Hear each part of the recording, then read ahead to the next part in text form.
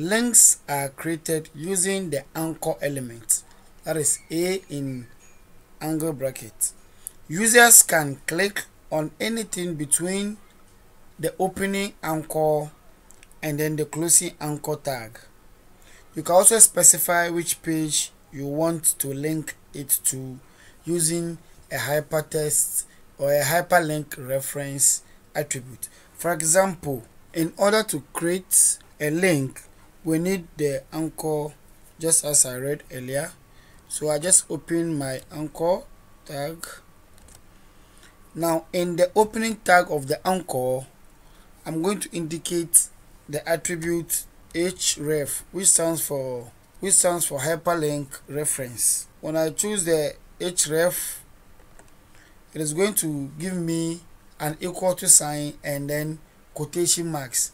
I'm going to enter the link I want the page to go to in between the quotation marks. So wherever I want to link this particular text to, I'll just indicate the website where I want to go. I'm going on YouTube. I'm going to copy the link of my YouTube channel and I'm going to paste it directly in between it, and I'll type Sewuni Coding School. So on the web page, Sewuni Coding School will be displayed, but the moment I click on this particular text, it has to take me to the YouTube channel. Let's try it. File, save, refresh the page. When I refresh the page, I will see Sewuni Coding School. When I click on it, I'm expecting it to take me to my YouTube channel. So that is how you create links. So for this one, what I've done is that I've created the link to take me to a different website.